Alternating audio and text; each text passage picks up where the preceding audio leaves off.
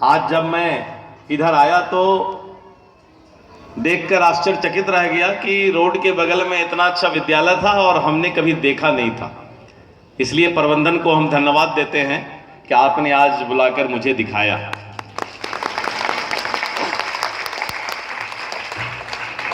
किशनगंज में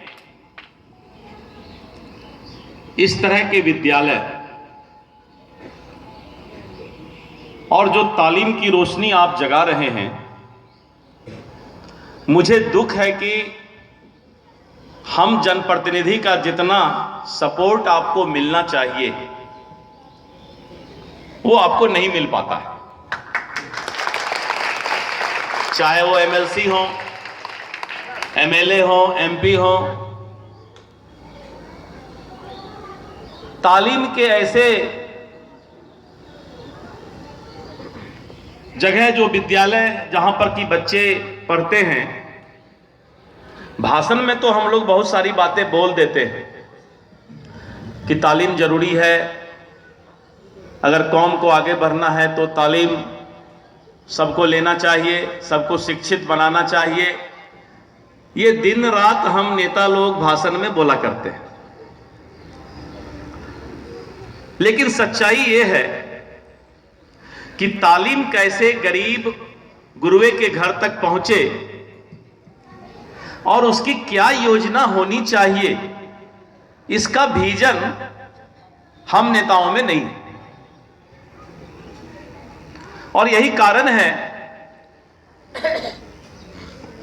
कि इस क्षेत्र में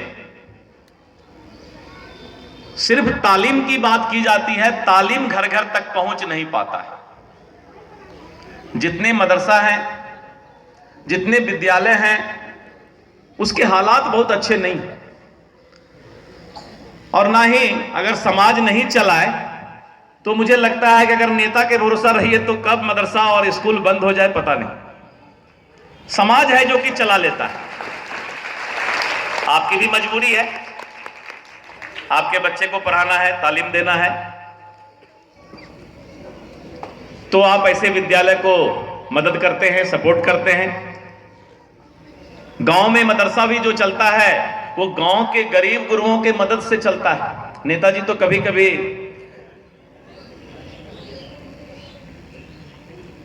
इसीलिए जब तक समाज नहीं जगेगा तब तक हम घर घर तक तालीम नहीं पहुंचा सकते हैं। सिर्फ नेता और सरकार के भरोसे तालीम पहुंचाना बहुत मुश्किल काम है। मैं इतनी बातें इसलिए बोल रहा था कि अभी हमारे लोकप्रिय नेता तस्लीम साहब बता रहे थे कि जिन्होंने इस विद्यालय को बनाया है और आज उनके जो सुपुत्र हैं वो उसको आगे बढ़ा रहे हैं, ऐसे लोगों का सोच जब उन्होंने शुरू किया होगा, कितना मुश्किलात आया, कितने मुश्किल से वो इस यहां तक पहुंचे होंगे। और अभी एक डॉक्टर मिनहाज क्या चले गए, पता चला कि यहां से बहुत सारे बच्चे गरीबी में पढ़कर डॉक्टर भी हैं, अच्छे जगह कहीं ना कहीं सरकारी नौकरी में भी है। तो अगर ये विद्यालय नहीं होता तो वो डॉक्टर कहां से होते? तो कोई रोशनी जलाने वाला तो चाहिए, और उस रोशनी जलाने वालों में इस तरह के विद्यालय जिन्होंने खोले हैं उसका नाम है, उसको याद करना चाहिए। मैं आपको मुबारकबाद देता हूं कि आप और आगे बढ़िए। किशनगंज थोड़ा नेता विहीन हो गया है। मैं अभी बहादुरगंज में भी बोल रहा था, किशनगंज में भाषण के लिए तो नेता बहुत हैं, हम लोग भी भाषण देने वाले में हैं, पता नहीं अब किसमें है, लेकिन काम करने वाला नेता अररिया चले गए। अब देखिए इनका प्यार, यहां से तो लोकसभा के सांसद भी नहीं है, वोट भी नहीं लेना है, लेकिन उसके बाद भी इनका प्यार देखिए कि एक छोटा सा क्रिकेट मैच में इनको बुलाया जाता है और इस उम्र के नौजवान, हम इनको नौजवान ही बोलते हैं, बुजुर्ग नौजवान, इतना ज्यादा किसी कार्यक्रम में चल जाना, किसी के यहां मातम हुआ वहां भी तुरंत पहुंच जाना, ये आज के नेता में हम लोग से तो संभव नहीं है जितना तस्लीम साहब कर लेते हैं, जो सच्चाई है। और यही कारण है कि ऊपर वाले ने, खुदा ने इनको मजबूत रखा है। नहीं तो अगर ये चलते फिरते नहीं रहते तो आज इतने मजबूत नहीं रह पाते। हम लोग बोलते हैं डॉक्टरी भाषा में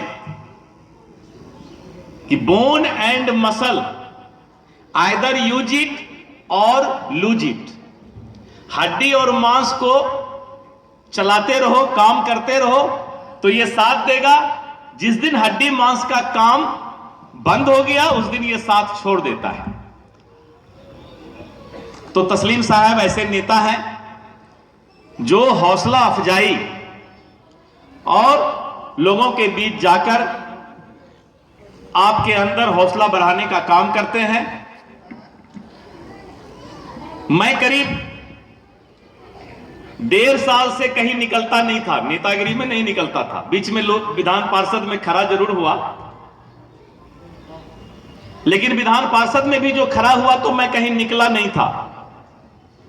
आज पहली बार मैं निकला हूं 1.5 साल के बाद। मेडिकल कॉलेज के बाहर किशनगंज में भाषण उसन या किसी कार्यक्रम को देने के लिए पहली बार निकला हूं। मुझे मालूम हुआ कि तस्लीम साहब आ रहे हैं तो मैंने कहा चले चलते हैं, बहुत दिन से किशनगंज में नहीं निकले। लेकिन सच्चाई यही है कि किशनगंज का विकास या किशनगंज में तालीम तभी हो सकता है जब हम सब कुछ भूलकर ऐसे इदारा को आगे बढ़ाने का काम करें। अभी मैंने कहा कि आपको सीबीएसई से मान्यता है कि नहीं। अगर इस स्कूल को सीबीएसई से मान्यता मिल जाए तो और 4 चांद लग सकता है इस विद्यालय में, डिग्री यही मिलेगी। इसके लिए प्रयास करना चाहिए, क्योंकि जब सीबीएसई से मान्यता मिल जाएगा आपको तो स्कूल का एक अलग वैल्यू हो जाएगा। बच्चों को भी लगेगा कि नहीं, हम एक मान्यता प्राप्त संस्था से पढ़ाई कर रहे हैं। आपका सहयोग चाहिए। जरूर, निश्चित रूप से हम लोग सभी सहयोग करेंगे और ये विद्यालय सीबीएसई से भी मान्यता प्राप्त हो जाए, इसके लिए भी मैं आपको शुभकामना देता हूं। और विशेष करके जो बच्चे मेरे सामने हैं, छात्र छात्राएं मेरे सामने हैं, मैं उनसे अपील करूंगा कि आप शिक्षा पर ध्यान दें, तालीम पर ध्यान दें। आपको घर में कभी मम्मी पापा, आपके माँ बाप पढ़ाई के लिए जब बोलते हैं तो आजकल के बच्चे को गुस्सा बहुत आ जाता है। सुबह में अगर आपको मम्मी पापा या आपके भाई उठाते हैं कि बच्चे उठो, स्कूल जाना है, पढ़ाई करना है, तो आपको बहुत गुस्सा लगता है। माँ बाप डांट दे तब तो और गुस्सा लगता है। आजकल के बच्चे को तो कोई सहने की, हम लोग के तो माँ बाप 7 दिन में एक बार जम के पीटा करते थे। मुझे याद है कि हम लोग के माँ बाप अगर 7-8 दिन में नहीं पीटते थे तो मन भी नहीं लगता था, देह हाथ में दर्द होता था। और आजकल के बच्चे को थोड़ा सा डांट दीजिए, उसके बाद देखिए उसका गुस्सा,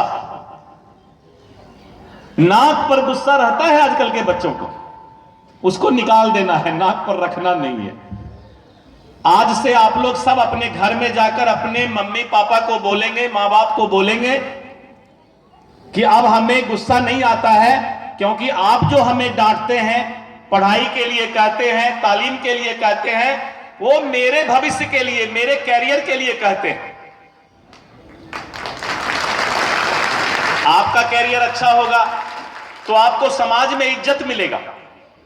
अगर आप जाहिल रहेंगे तो कोई पूछेगा नहीं। इसलिए जाहिल माँ बाप भी चाहता है कि उसका बेटा अच्छा पढ़ाई करे और समाज में आगे बढ़े।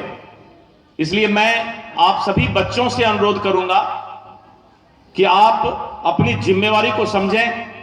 आप आने वाले समाज के भाग्य को लिखेंगे और यह तभी होगा जब आप अपने मां बाप से भी ज्यादा आगे बढ़कर तालीम हासिल करेंगे, तभी किशनगंज का भी विकास हो सकता है। तो किशनगंज का विकास, समाज का विकास, कौम का विकास करने के लिए आपको भी अपनी जिम्मेवारी समझनी होगी, आपको अपने पढ़ाई पर ध्यान देना होगा। बस इतना ही कह के मैं आप सबको पुनः मुबारकबाद देता हूं, धन्यवाद देता हूं। धन्यवाद।